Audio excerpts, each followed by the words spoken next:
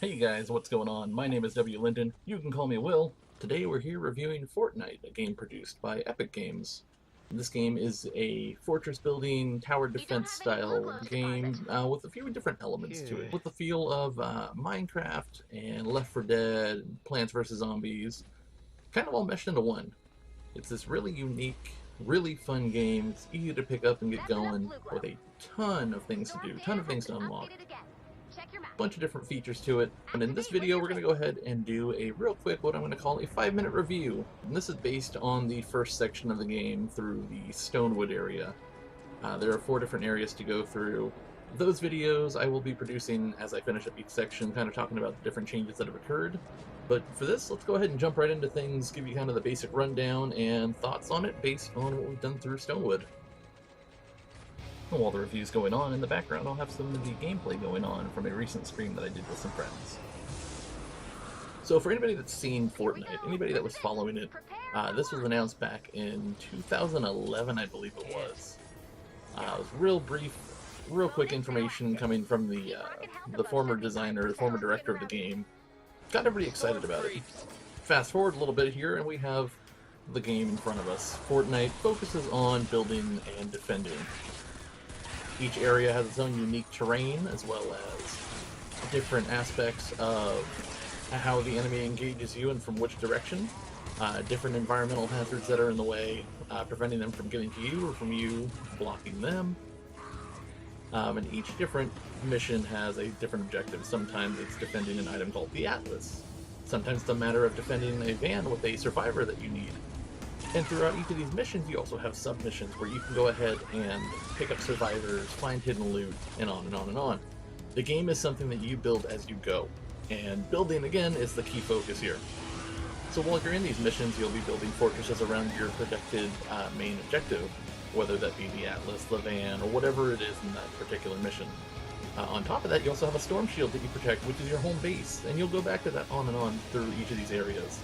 So as you go back, you can build more and more and more, and by the time you move on to the next section of the game, you have a giant fortress, or hopefully something really cool again. Within the game, we have 4 different classes to use: ninjas, outlanders, soldiers, and constructors. Each one has their own unique abilities. For instance, the ninjas have a double jump ability as well as melee abilities, which are more focused on taking care of the enemies, whereas constructors are better for building, outlanders for resourcing, etc. Myself personally, I like to use the ninjas and the outlanders.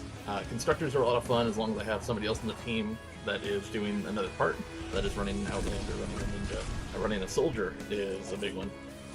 Unfortunately, I have a lot of guys that like to do the outlander. I think I have one friend of mine that's running soldier right now. But each person can kind of pick what works for them, and the characters change throughout, so as you're playing the game, you'll unlock new characters that have different abilities.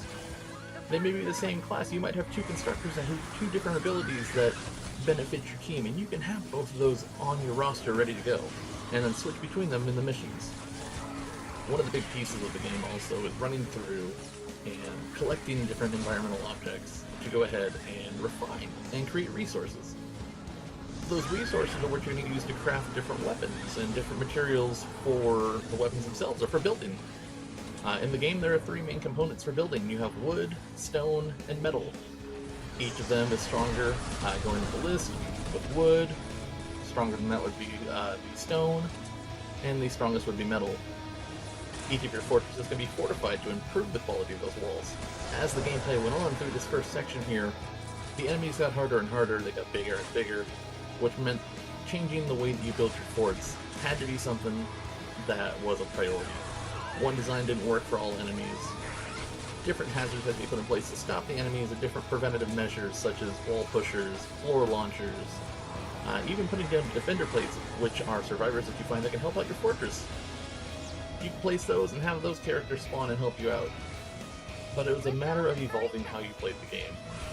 And through Stonewood, we learned quite a bit, from our building basics to how to manage enemies and how to better build our fortresses for all the unexpected things that we have yet to see.